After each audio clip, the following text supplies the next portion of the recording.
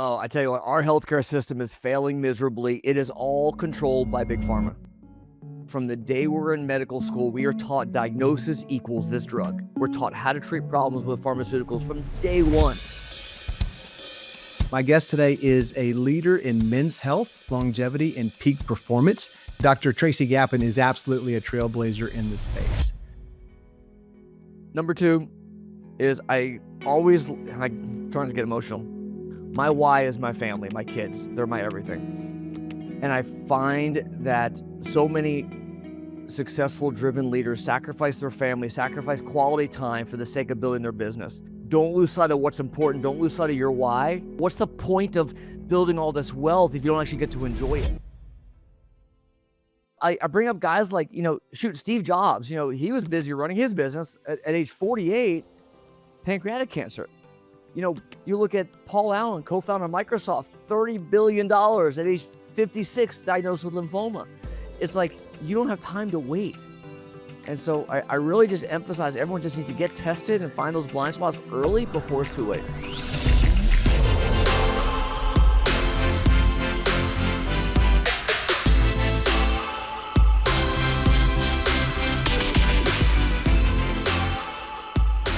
Welcome to Unlocking Moves, where we want to cover those key pivotal moments and decision points that really change the lives of successful entrepreneurs and leaders. I want to hear their stories because I think we learn the best from stories. But I don't want to hear just your glory stories. I want to hear your gory stories because, as I like to say, the bigger the shit show, the bigger the lesson. My guest today is a leader in men's health, longevity, and peak performance, which is a topic very near and dear to my heart, as well as thousands of Unlocking Moves listeners, both male and female. Dr. Tracy Gapin is absolutely a trailblazer in the space. But Dr. Tracy, before we get going, you probably know that I like to hit my guests up with an off-the-wall question or comment to really keep them on their toes, keep my audience on their toes. You ready for this? Let's go. Let's do it. All right. So just to be forewarned, I've got a very crack research team, and they find some pretty obscure stuff on folks. And what we found is from a Reddit article from a few years ago about Sarasota. Someone was looking for a recommendation for a vasectomy in Sarasota. And the respondent said, you got to go with Dr. Gapin. Yes. And the response was, and I quote, Dr. Gapin's claim to fame is that he did his own vasectomy. So that sold me. So first of all, I don't even know how to ask a follow-up to that, but I got to ask, what the hell? So yeah, funny story. So my wife and I have an amazing boy and girl. We're set. They're 22 months apart. We were done. Boy and girl, we're happy. And so I knew I was going to have a vasectomy. And after the birth of our daughter, it was time. And I was in a 5-man urology group at the time, 5 partners. And that was really my superpower. I could do a vasectomy probably in 7-8 minutes, like it's nothing, and super easy. And it was my superpower that I knew none of my partners could match. In fact, one of my partners, it would take him like an hour. And I don't know what the heck he was doing in there for an hour, but I'm like, there's no way I'm going to let him touch me. And so my wife kept trying to tell me to have one of my partners do it. I'm like, there's no way I could do it myself. And my partners and the staff, like, there's no way. I'm like, why not? It's right there. And so one Friday afternoon, I was determined. I was actually more nervous that my staff was going to prove me wrong because they said you couldn't do it. More nervous about that than injuring myself or anything happening, physically.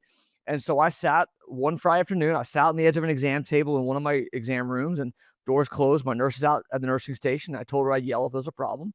And I had the sterile Mayo stand next to me, and I prepped myself up with Betadine, put on the gloves, and I did it in under 10 minutes, like it was just another vasectomy. And I was so nervous that I wasn't going to be able to do it, but it was just like another procedure, like it was nothing. And so it went fine. My wife didn't know I was even doing it that day. I hadn't told her. I figured I'd just kind of surprise her, and she was not happy that I did this, but it all turned out great, and it went fine, and it was easier than you could imagine. Dude, I got to tell you, every male in the audience is cringing. And for somebody like me who can barely clip my own toenails, I can't even imagine. So I don't want to dig any further into this topic because I'm getting so uncomfortable. So, hey, as you guys can tell, my guest today is Dr. Tracy Gapin. He is a leader in this field of men's health and peak performance and longevity. He is the founder of the Gapin Institute. Before that, he was 25 years as a urologist, and we're definitely going to get into his story about how he switched and why he switched. He's also a best-selling author. Male 2.0 is one of the books, as well as Codes of Longevity. And as you heard before, he conducted his own vasectomy. Welcome to Unlocking Moves, Dr. Tracy Gapin. Oh, thanks so much. Glad to be with you today. So I was going to have the follow-up, like, what the hell did you not trust anybody to do your vasectomy? But you already answered that question. I got a very important question. That's it's my lead question, and that is, what do I call you?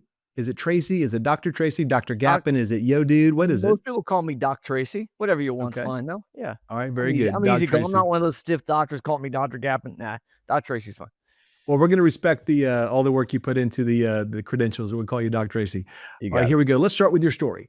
Yeah. So you went to Texas A&M and you went to UT Southwestern. I don't know if you're from Texas originally, but I'm sure we'll get into that. You did your residency in Florida and then 25 years as a urologist. And from what I could tell, as you just proclaimed with your 7-minute procedure, you're pretty damn good at it. So you made a switch. So let me tell you that I have a lot of discussions with CEOs and entrepreneurs in transition. They want to do a life change, a career change. So this topic is going to be very near and dear to their hearts. So I want to hear a little bit about all of that. Tell me your story. Absolutely. Thanks. So, and I love talking about the entrepreneur side of what I've gone through. So yeah, so go back about 15 years ago. I'm a urologist. I'm running a busy surgical practice. I'm running a robotic surgery program treating prostate cancer. Very busy practice where I'm seeing as many as 50, 60 patients a day in the office. I'm in the hospital all night. I'm taking call nights and weekends, and I hit a wall. I hit a wall when I was about 30 pounds overweight. I was stressed out. I was not sleeping well. I wasn't taking care of myself, to be honest. I was so focused on my career and taking care of my patients and operating and trying to build wealth that my health was the last thing I thought of. And here I am, the men's health expert and air coach for those of you listening, when I was neglecting my own health for the sake of my career and my practice. And I hit a wall and I felt like crap and I didn't like who I was. I didn't like what I was doing. I was miserable. Had a family on the way. And so I went for my first physical ever. My wife convinced me to go see a doctor myself, got some basic, ridiculous, worthless labs done. And I'm sitting on this cold exam table. And I tell the story in my book. I'm wearing one of those little paper gowns that don't even cover some very important real estate. You know what I mean? And I'm sitting there and he's going through my labs and he's just talking about mortality numbers and based on my family history of heart disease and my cholesterol numbers and my liver numbers that I probably need to be on a statin. If I didn't lose weight, I just need to take a statin. And that was really it. Like he didn't give me any other earth-shattering recommendations or guidance or support. And I left his office that day, scared, overwhelmed, but also confused because here I am as supposedly the expert and I didn't have any answers either. And that got me to start researching, start studying, because in medical school, they don't teach you about nutrition. They don't teach you about stress or sleep or how to actually be healthy or get healthy. They teach you how to treat problems. Hey, let me pause you right there because what you're talking about workaholism, you're talking about pleasing others, you're talking about building wealth and building an empire, very common trait, especially amongst my entrepreneur audience. And so that's all very common, and probably having their wife say, get your ass to the doctor to see what's wrong. Also very common. Now, the fact that you're a doctor being treated by a doctor and kind of the lab rat, is an interesting story too. But take it from there because I think this is a very important topic. Yeah, and you're right. Normally, the wives are the ones that drive a lot of healthcare decisions and get their men to kind of wake up or pay attention to their health. And we always tend to neglect ourselves for the sake of typically the career, financial, etc. Today's episode is brought to you by Chinook Seedery, the best sunflower seeds ever. Available online at chinookseedery.com and Amazon or wherever you get your seeds, including Buc-ee's, Dick's Sporting Goods, Shields, Love's Travel Stop, Circle K, and thousands of other locations around the country. So I start researching and I study epigenetics, genetics, functional medicine, hormones, peptides, all this longevity science that's coming up. And I'm able to really turn things around for myself. I'm able to lose weight. I'm able to regain my energy and my drive, and I feel alive again. I feel amazing. And I start sharing this with my patients. I'm so excited about it. I actually had lost my passion for medicine. I was actually considering leaving medicine entirely. I was so miserable. I was so depressed and just in a bad space. I now love it. I find my passion for it again. And when my patients start experiencing great results as well, and Of course, insurance doesn't cover any of this stuff. They don't want you to be healthy. They just want to treat your illness, your disease, your symptoms, et cetera, which makes no sense. Dude, I've been saying that for years, and here you are validated. Thank you. Thank you. Absolutely, yeah. And so I built a business around it. Within my urology surgical insurance-based practice, I build a business on the side where I'm running a high-level program, a concierge-level optimization program where I'm using genetics to guide you on what to eat and what not to eat. What supplements do you need? I'm fixing hormones. I'm prescribing peptides. I'm using all kinds of cutting-edge tools to measure biologic age and functional tests to look at gut health and all this stuff that they don't teach you in medical school. They don't teach you any of this stuff. And so I started building a business, and that got me passionate about how do I really, create something big out of this and follow my heart. And so I invested probably about $1 million of my own money and almost 10 years of business masterminds and courses and certifications and business mentorship. And I learned how to build a business around it. And I made the life-changing decision about 4 years or so after that fateful day when my own mortality was right in front of me. And I built this business within my urology practice. And several years later, I actually left my surgical practice for good. I'm going to pause you there for a second because I want to get into this because a couple of things you're touching on. One is almost a side hustle. Now, I know it was blessed, probably sounds like a blessed side hustle amongst your partners.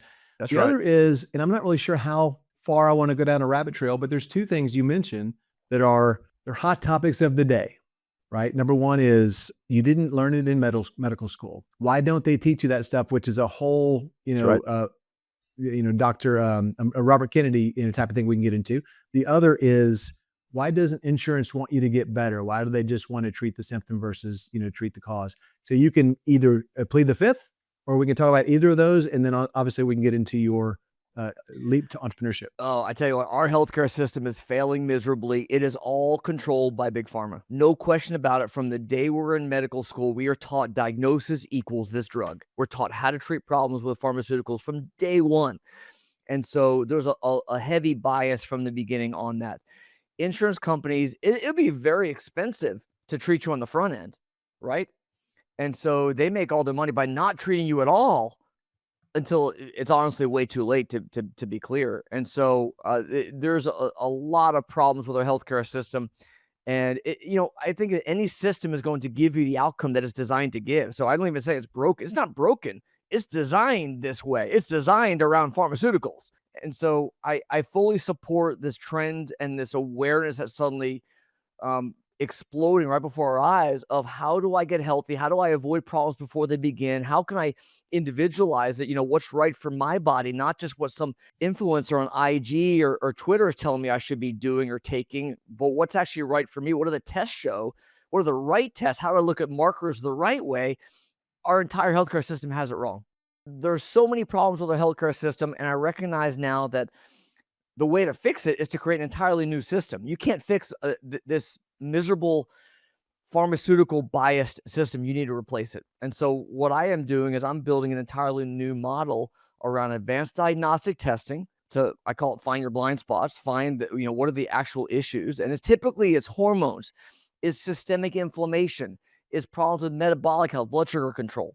It's issues I call it system overload, because most driven leaders, we deny that stress affects us at all, right? Stress that exactly. That's someone else's problem. That's someone else, exactly. And so system overload to me is really your mitochondria, your energy systems. Everything's failing because you're like a race car in the red for too long, and systems start to break down. And so all these problems are happening under the surface without you even realizing it. How does it show up? As a heart attack one day, sudden death one day, as suddenly you're 30 pounds overweight as a surgeon and don't know how to turn it around. And so it's changing the front end of it and eliminating the problems before they become too big to overcome. And here's the thing I love about this conversation is you're making this conversation as real as it is. 30 years ago, you would have been a kook. I know, because my dad had a lot of very similar conversations. He was not a big believer in traditional medicine, and he was into holistic treatment, and he visited kooks, or at least people that we thought were. Sure. Now, it seems like it's becoming more and more mainstream. Is that because it's just being more widely known, or is it because the medical standards who used to shut people like you down have stopped trying? Or tell me why. And I know you also can't claim that you can cure cancer, which is probably why 7 years ago, when I told my partners I was leaving, they thought I was batshit crazy. They thought, "You gotta be out of your mind to leave a lucrative seven-figure surgical practice to start this business from nothing, and what is it? What is this? Epigenetics and functional medicine and longevity? Like, what? Like, makes no sense." But, more and more doctors are starting to buy into it. More and more doctors are recognizing that the system is not working. The public is recognizing that our medical system is not designed to help them get healthy, and it's becoming this massive push toward awareness around what can I do to optimize my health and not wait until there's a problem. And so there's this overwhelming massive momentum toward optimization and performance and longevity. And I kind of hate the word longevity because in the past it used to be anti-aging. Now that you call it longevity, but I'm not I'm not here trying to sell you living to 150 years old. Like, that's not what it's about. It's quality of life. It's optimizing your performance, on a daily basis today so that you can live to be 100 and die in your sleep and live a great, amazing life. To me, that's what it's really all about. The same way. I don't want to live to be Yeah. 150. I just want my 80, 70, 90, whatever years it is to be good. Exactly.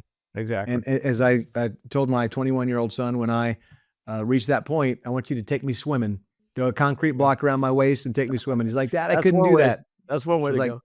I was like, then just don't save me, So we can get into a whole, a topic about that too. But let's keep going. I know part of your audience that you work with a lot are entrepreneurs. I know you work a lot in the YPO audience, maybe the Vistage audience, the right. folks who are building high growth companies. They're very successful entrepreneurs. Yeah. They have probably some of the same burnout issues that you described. And tell me how you're received by your audience. I mean, it's got to be highly acclaimed. Yeah. So the initial reaction is, nah, I'm fine. It's not me. Like we talk about in marketing, problem aware, problem unaware, solution aware, solution unaware. My typical target audience is very problem unaware. They don't think there's any issues at all. And so first, it's clear that we all have problems under the surface and we don't realize it, that it's so subtle at first until it becomes a major crisis. It shows up as that drop in energy. You hit that wall 2 or 3 in the afternoon where you suddenly want to take a nap, or you're kind of falling asleep, you're fading. That brain fog where your mind's not working as quickly or as sharp as it was in the past. You can't make decisions as quickly. You don't have that mental acuity or the memory, focus, concentration like you did. Your drive isn't the same. Your motivation isn't quite what it was. You have that belly fat suddenly that you can't shake, and you're crushing it at the gym. You're working your ass off, but you're not seeing any results no matter how hard you try. You're having trouble sleeping, either trouble falling asleep, or more commonly, you wake up at 2 or 3 in the morning and now your mind's going on what I should have done yesterday, what I got to do tomorrow, and you can't turn it off. You can't fall back asleep. Or you wake up at 4 and the night's over. You can't fall back asleep. All of these issues, problems with recovery, you can't recover from injury like you used to, or illness.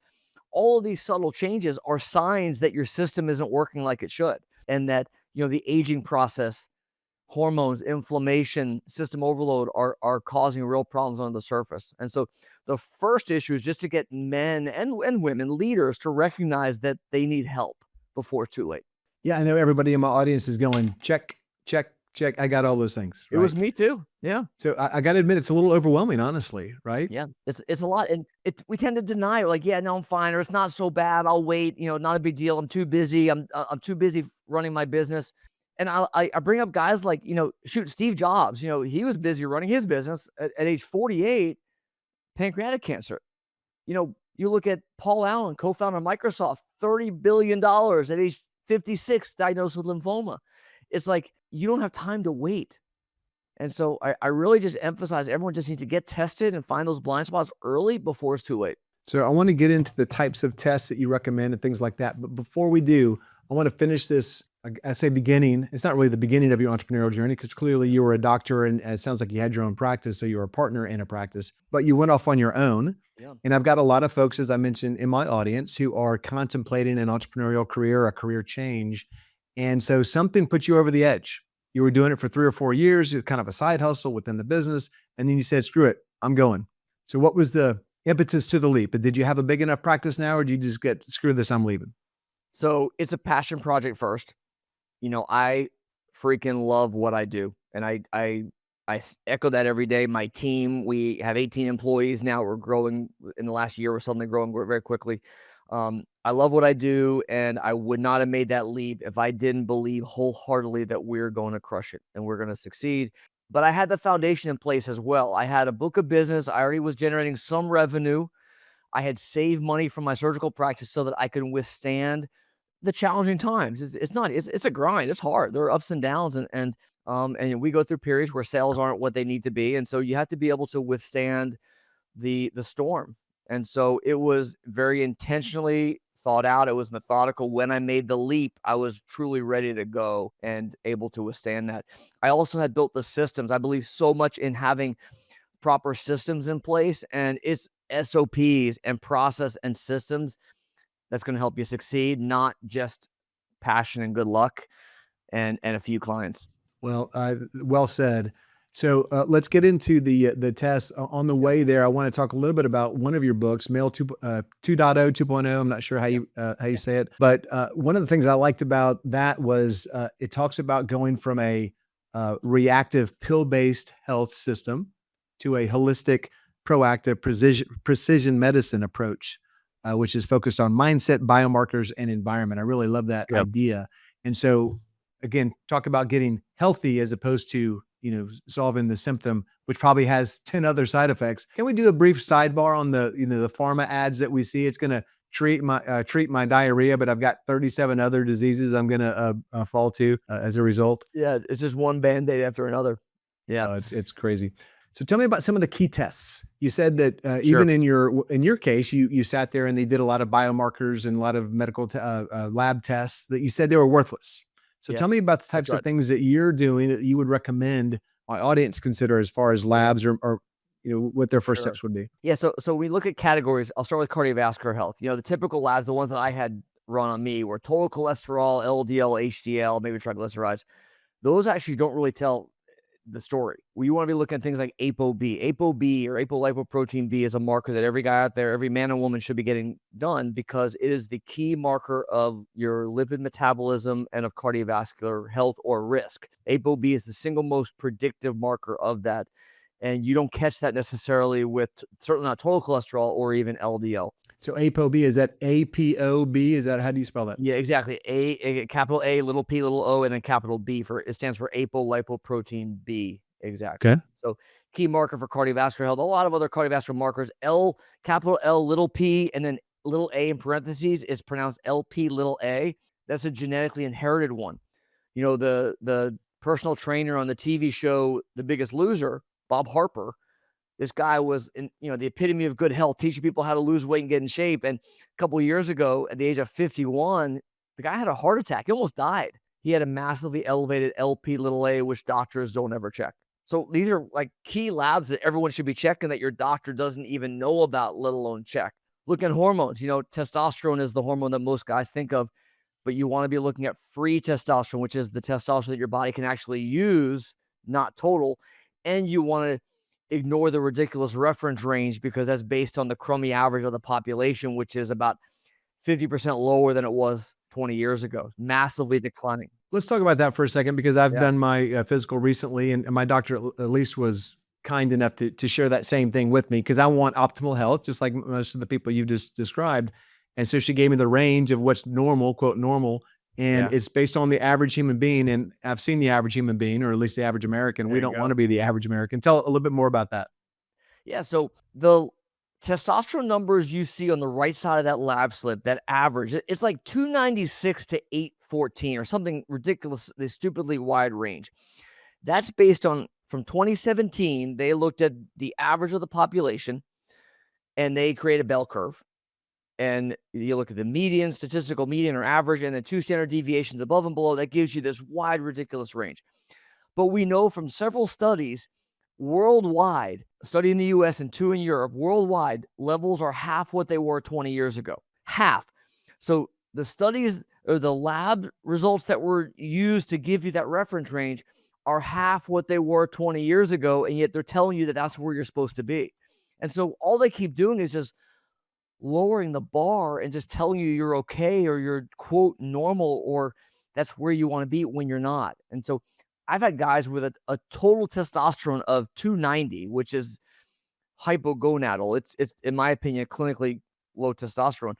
who are denied testosterone because their doctor says, no, you don't qualify because you're in this ridiculously normal range. And it's so broken.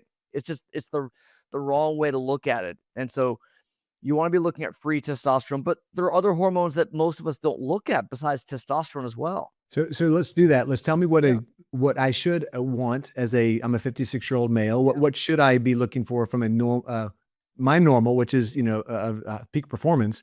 And then what are the 2 or 3 other ones that you would consider us really concentrate on? So for free testosterone, forget the ridiculous range that will say like 2 to 18, for example, for LabCorp. You want a free testosterone around 20. 18 may be okay. Some guys need as high as 25, but typically around 20 picograms per milliliter is your target for free testosterone. Now, if you happen to be using Quest, the scale is different and it's actually 200. So just add a 0 to it. It's 200 instead of 20 if you're using Quest. Same story applies. You look at the range, it's going to be ridiculously going all the way up to that. And I asked the question, do you want to be average or do you want to be optimized? Where do you want your numbers to be, basically? All right, I love it. What are some of the other tests you would recommend? DHEA is another key hormone. It's actually a precursor in your body to making testosterone, and it has very important functions as well for mood, energy, metabolism, burning fat. It helps balance cortisol or stress hormone, so it's great for regulating stress. And most guys are massively deficient in DHEA. Nitric oxide, vitamin D is actually a hormone that we need. Thyroid is actually low in most men as well. So a lot of other key hormones that most people are just not even checking. So tell me what range I should consider for those 4. So DHEA, nitric oxide, vitamin D, and thyroid. DHEA, typically you want that in the 300 to 600 range. Most guys come in as about 100, 150. So it's typically about half to a third of where you want to be. Hey, can I ask a follow-up? If I'm in the higher range that you recommend, is that going to help my production of free testosterone? So I don't need testosterone if my DHEA is... Unfortunately, it doesn't work like that. If you raise DHEA, studies have shown it does not trickle down into higher testosterone like you would want it, unfortunately. Yeah. Thyroid, you want to, most doctors will look at TSH, which is the signal from the brain that stimulates your thyroid to make hormone. You want to be looking at free T3. Free T3 is the key thyroid hormone, and you want it around 4. Give or take 3.8 to 4.2, around 4. Most people are deficient in free T3. And then nitric oxide, key hormone for brain function, is key hormone for blood flow, for athletic performance, for sexual function. Nitric oxide is critical. Most men are deficient in nitric oxide as well. That's actually a salivary test strip that you want to look at. You want it to be bright pink. Most guys, you do the test strip and it's like white, which is... And so that's not in my lab, my blood panels. That's something separate. Correct. That's right. All right, great. And then vitamin D? Vitamin D around 60. Our goal is 60 to 80 is the range you want to be aiming for. I'm here in Florida, even most men and women are deficient in vitamin D, even here in the Sunshine State. Wow. Okay, I've got another key question. I know my trick questions are getting you, but I got to understand, what the hell is epigenetics? I know what genetics is, but you're going to make me Google epigenetics? No, yeah, for sure. Yeah. So epigenetics is simply the science of how our behaviors, our lifestyle, our environment affect the way our genes work. So epi just means above. It means on the genes. And what it means is that, your genes are the hardware, so to speak. Epigenetics are the software. So let me give you an example, which I think will drive the point home. So there are genes that regulate everything in your body. So for example, there are genes that regulate how well you process saturated fats, for example. Things like red meat, dairy, eggs, cheese, that kind of stuff. These genes actually code for an increased risk of Alzheimer's disease. So I'm talking about the ApoE gene, apolipoprotein E now. For people with a certain variant of this gene, if you have the ApoE4 variant, for example, you have about a 12 to 14 times increased risk of developing Alzheimer's disease at an early age, as well as early cardiovascular disease. If you have this variant, pretty bad. If you have this variant, it would potentially be pretty scary knowing that you're going to develop Alzheimer's at a young age, heart disease at a young age. However, what they have found is that for those who have that variant, if you simply limit your intake, your diet of saturated fats, specifically, we're talking about low intake of red meat and dairy and actually sugar as well. So refined carbs and sugar specifically trigger this increased risk. If you limit that intake, that increased risk goes away completely to where your risk is the same as the general population. That's epigenetics, where by simply changing your diet, you're changing how your body works. Yeah, I think there's so much that's I've seen, and I want you to tell me a little bit more about this. Just what diet does to you, and how it can cure many of these. What are they called? They're not called sedentary diseases. What are they called? Lifestyle diseases, or Yeah, whatever it is that chronic disease, sure. chronic disease. Yeah. So tell me about what are some of the common ones that you see, and some of the nutritional changes we can make. Obviously, cutting out sugar is so big in so many ways, not just what you described, but cancers and other types. Yeah, so based on your genetics, we can know that you may have particular sensitivity to certain toxins in the environment, certain medications, certain types of fats. Like for some people, certain oils are more harmful than others. For some people, the sugar can really trigger inflammation. For some people, based on your genetics, you have massive increased sensitivity to caffeine. So, I talked earlier about system overload. For some of us, caffeine can really trigger our nervous system and lead to anxiety and increased heart rate and stress. What does it do that makes you store fat? It triggers vascular disease. It does all these downstream consequences. And by knowing this, you can really create a specific plan that's right for you. Like, you have these influencers online trying to tell you you need to do carnivore or keto or paleo or vegan or take this magic supplement or this is the peptide that's going to change everything for you. Bullshit. It depends on your body, what you're going to respond best to and what you need. And so it's understanding that, and tests tell you, genetics and functional gut tests and blood tests, they can tell you exactly what you need. That's how you can really individualize things, and that's how you can really make a real difference. And I love that. And you really, everybody wants a silver bullet, and Yeah. there might be a silver bullet, but you have to know what bullet you should take, right? That's right. So, hey, let's dive into something I know is something you guys work on a lot, and that is data-driven, decisions. So some of it is the test you just described. Some of it, I know you're really big on wearables. Tell me your thoughts on Sure. that, and what do you recommend as some of the key wearables that we should consider? Sure. So I'm going to talk about sleep. I'm going to talk about stress and blood sugar. So first, sleep. Most driven leaders, successful leaders, suffer with poor sleep, and about half of them won't admit it. Half of them will say, "No, I sleep fine." And so I'll challenge any of you out there: are you actually tracking your sleep to know how well you're sleeping? Not how long you're sleeping. Not like I went to bed at 11, woke up at 6. I don't mean the number of hours. I mean quality sleep. Meaning, did you get the restorative sleep you need? And the only way to know that is to track it. So, like for example, I'm wearing an Aura. I always wear an Aura for sleep. It's my preference. There are a lot of choices out there, so I'm not selling Aura. But you want to be looking at deep sleep and REM sleep. And you want an hour of deep sleep and you want 2 hours of REM sleep. And most driven, successful leaders are nowhere close to that. That's when you wake up and you slept 7 hours, but you still feel like crap. That's when you don't feel that you've gotten the restorative effect of sleep. You're still tired. You can't wait to go back to sleep again. And so track your sleep and you'll be shocked to see it's not nearly as good as you think it is. Second is stress. Deny it all you want. We can actually measure it with a measurable called heart rate variability, or HRV. You can put on a simple chest strap, and there are two that I love. Morpheus is the best one that I love to recommend, Morpheus or Polar H10. These are straps you put around your chest, and it syncs to an app on your phone, and it takes about 2.5 minutes every morning. Most of us can spare 2.5 minutes while you're drinking your coffee or you're journaling or meditating when you first wake up. What that will give you is a measurement of your internal stress levels, and you can track that day to day to day. You'll see real differences and understand how your stress levels are varying. And then you can start to correlate what's happening in my life that's causing that. Is it because of alcohol? Is it because of poor sleep? Is it because of overtraining? Is it because of eating the wrong foods? What's causing it? Now you can start to make changes in your life and see real firsthand your stress levels and how you can affect that. Okay, so I hadn't heard of that one before. I've heard of the Aura, and I've looked at them before, and they look fascinating. So I love the concept. And that is when you wear on your finger, so versus some of the phone, or I'm sorry, Yeah. watch devices. And this HRV, this chest strap, I think I've seen people running with them. Is that possible, or is that a different technology? Yeah, you can use the same chest strap to track your activity during exercise, or you can use it just to measure HRV in the morning, or both. Yeah, they're useful for different reasons.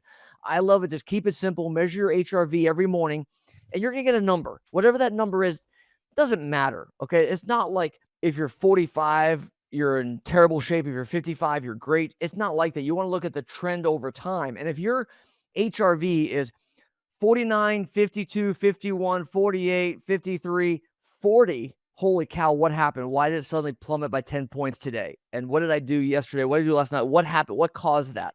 And you want to understand what's changing. That's how you can make real change in your life. And a lot of times it's things you don't even think about. Overtraining is very common. Guys are pushing themselves too hard when they need to just take a day just to recover and rest. Yeah. I was going to make a smart ass comment about my pickleball coach or something, but I don't have a pickleball coach, but I thought it'd be funny. All right. The third one you said was blood sugar. So what device do you use for that? Yeah. So blood sugar tracking is not just for diabetics. It's for every one of us. You know, if you're having trouble with energy, with focus, with burning belly fat, with building muscle, a lot of times it's poor blood sugar control. And the only way to know, just like sleep, the only way to know what's causing it is to measure it. And so you can wear a sensor on your arm. It's called a CGM, which stands for continuous glucose monitor. And it'll stay on your arm for 2 weeks at a time. And it will measure your blood sugar 24/7 so you can understand what's causing it to spike and why and how can I affect that. Great example was I had a client, it was a woman who could not lose weight. And she tried everything, in air quotes, everything. Well, we had her wear a blood sugar monitor, and her blood sugar was spiking for like 3 hours at a time over 200, which was excessive. Sushi. The culprit for her was sushi. It was kryptonite for her. Now, changing the order of the food for her made all the difference in the world. She could eat white rice after she had her fibers, vegetables, and protein first, and her blood sugar barely moved. So sometimes it's the order of the food. Sometimes it's what you're eating. Sometimes it's poor sleep. I tell you, sometimes if you're having bad sleep, you'll see it. You wake up and your blood sugar is 120 when you haven't eaten in 12 hours. You can't understand why you can't lose weight. And so this is understanding how everything is connected, how sleep and stress and nutrition, blood sugar levels all affect the bottom line for you. It affects the way you're performing at work, the way you're showing up for your family at night, everything. And it's happening right under your nose. I appreciate that, man. Thank you, Dr. Tracy. For sure. Dr. Tracy. Hey, so I've seen in some of the literature that you've had around this concept of the widowmaker, the silent killer. Tell me about that. Yeah, so the widowmaker is a massive occlusion in the coronary vessel to your heart, a critical blood vessel to your heart, that men will suddenly have it's a heart attack that will kill them. First presentation of heart disease is sudden death. Still happens in about a third of men. The first presentation of heart disease is sudden death. It's called the widowmaker because suddenly your wife is left to run the family on her own. Yeah. So what are the tests for that? I've had a couple friends with that. Yeah, you got to get tested. And it starts with the blood testing and the functional testing, looking for inflammation and gut health and stress and all this other stuff we're talking about. But then based on a lot of those tests, we will recommend cardiovascular imaging. We're talking about a heart scan to look at the plaque in your heart, look at the blood flow in your heart so that we can proactively correct it. All my doctor wanted to do was just throw a statin at me, which I found out years later was actually the wrong drug. Statin would have done nothing for me but caused problems. It was the wrong drug. And so rather than just throw a pharmaceutical at it, understand where you are, get a baseline, and then understand the cause of it, what's triggering it so that you can fix it. And we can reverse heart disease. We can reverse plaque if we can catch it early enough before you present with a heart attack. I know that's super important. As you said, the first sign is death. There's no warning. There's no shortness of breath. There's no whatever. So you bring up a topic that I wanted to dive into. Again, I hope it's not going to take us too much out of the way. But you mentioned statin. You mentioned some things that are pharmaceuticals. I'm sure there are some that you might recommend.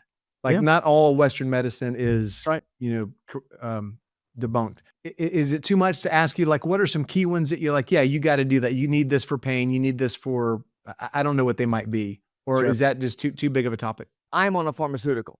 Okay. So I don't believe that all pharmaceuticals are bad. I believe that needs to be context and nuance, and it needs to be individualized based on what you need. So for example, for myself, when I actually started doing some real testing, I found that based on cardiovascular testing that we do, complex testing, that I have issues with absorption from my gut.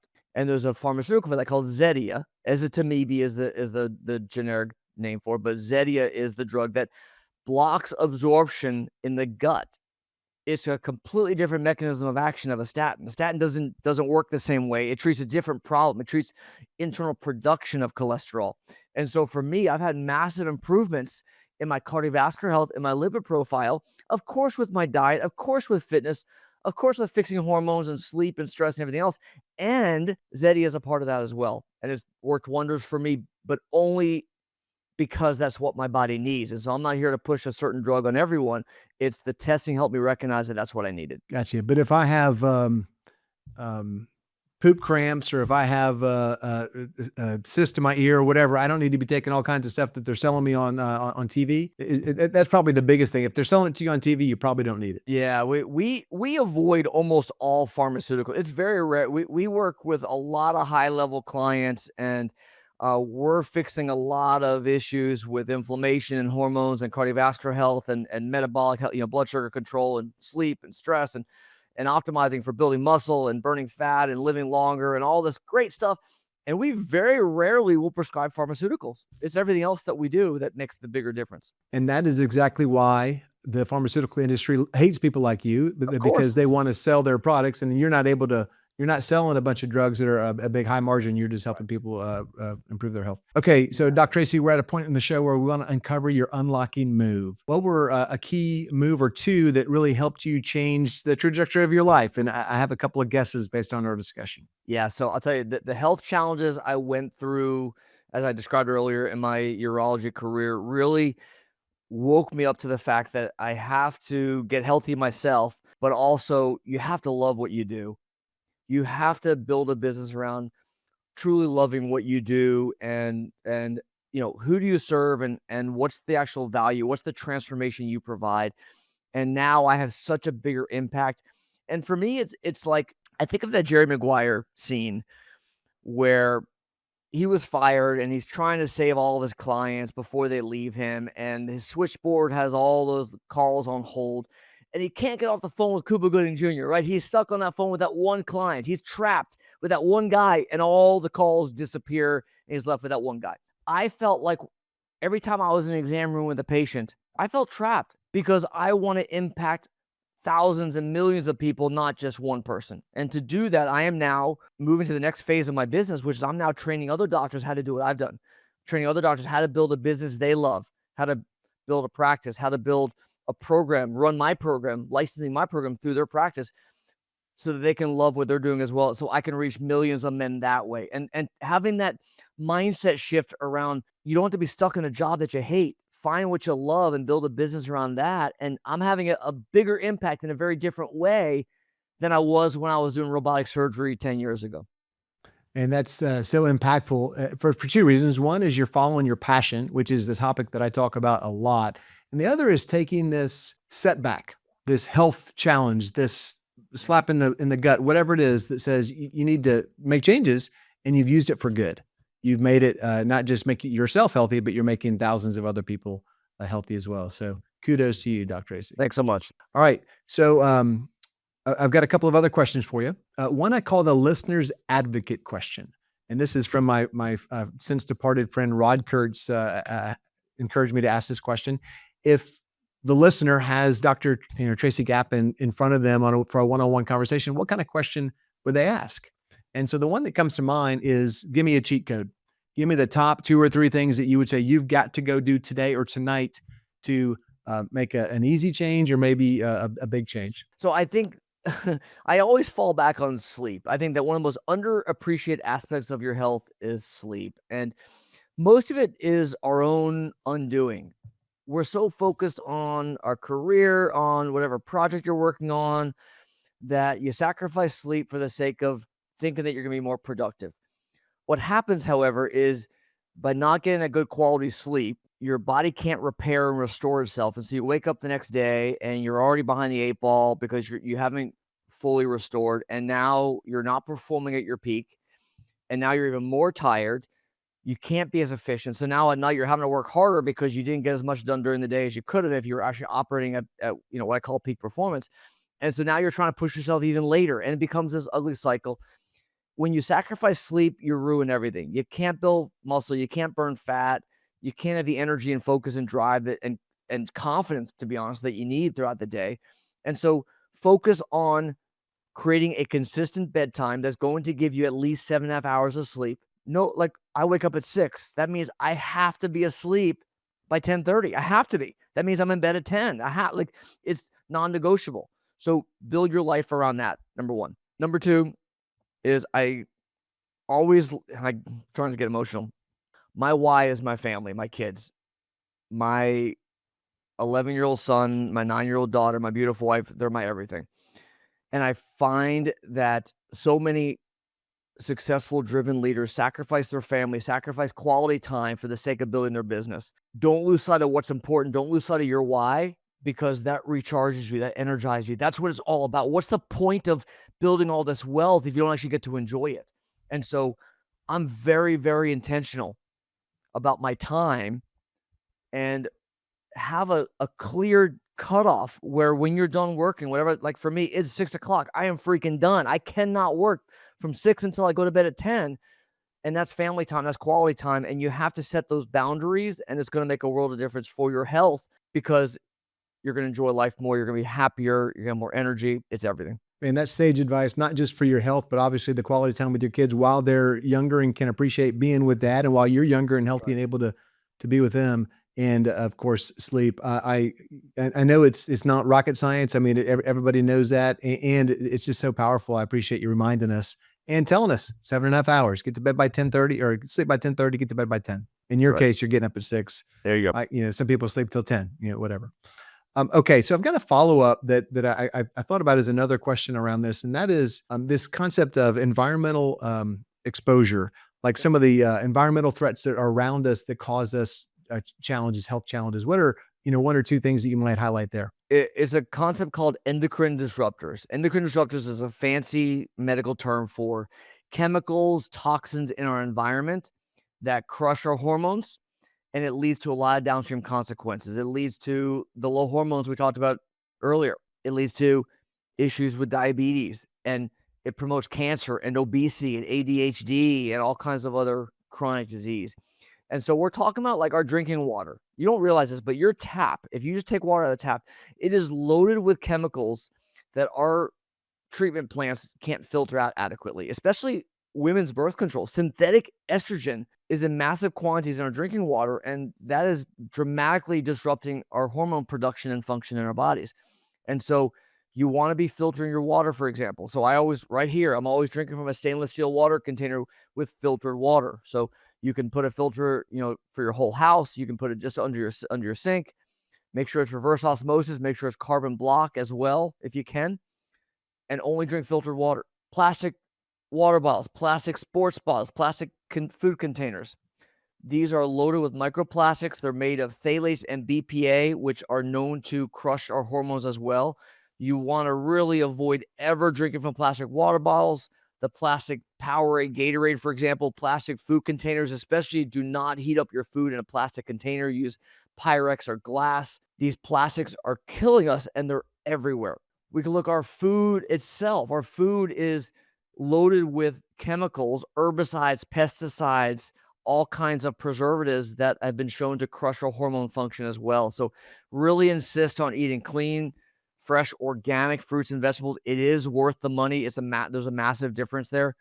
If you're eating meats, make sure it's organic meat, farm raised, wild caught fish. So important. Organic. If you eat eggs, organic, farm raised eggs, it makes a massive difference in your health.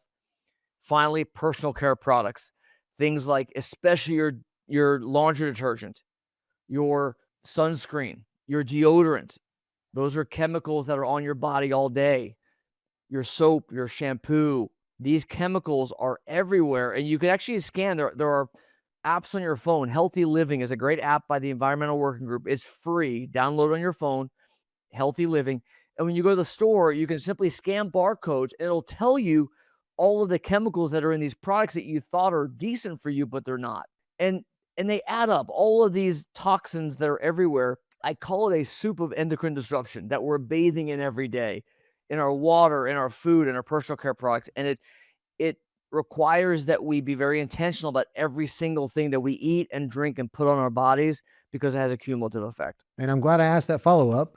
It sounds very overwhelming, honestly, for the audience. Yeah. I know every step we take is going to be beneficial. So every small thing that we do, whether it's our deodorant or our soap or our plastic water bottles. Some of those are very easy to do, and I'm Yeah. sure have pretty impactful impacts. Yeah, baby steps every day. Just start with something simple. Just decide today you're never going to drink from a plastic water bottle again. No matter what you do, start with that one little move. Baby steps. How can I be 1% better today? I like that. 1% better. So I have got one last question. It's kind of a trick question, actually. It's the question is, tell me one question that you're never asked, and either you wish they would ask you, or you're secretly glad that they don't. Wow, that's a good question. What's one question I never asked that I wish people?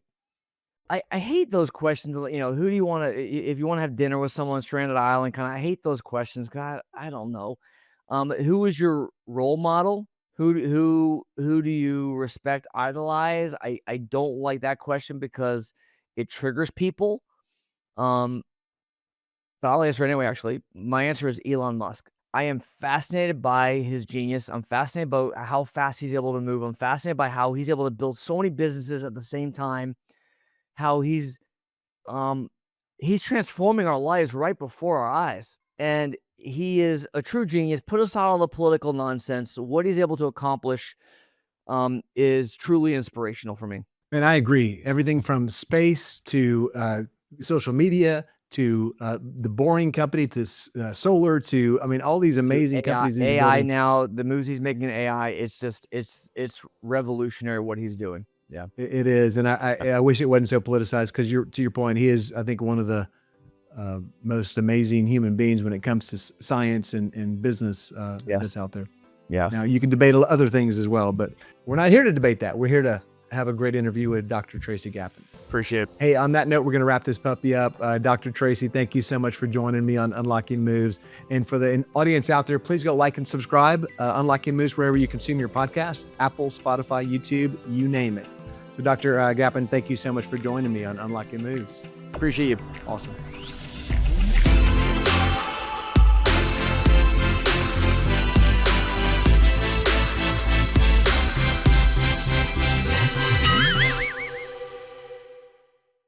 If you're an entrepreneur and you think you might have outgrown a member of your team, or maybe you've got a mic, as we talked about in Who's Your Mic, check out this quiz at who'syourmic.com/quiz. That's who'syourmic.com/quiz.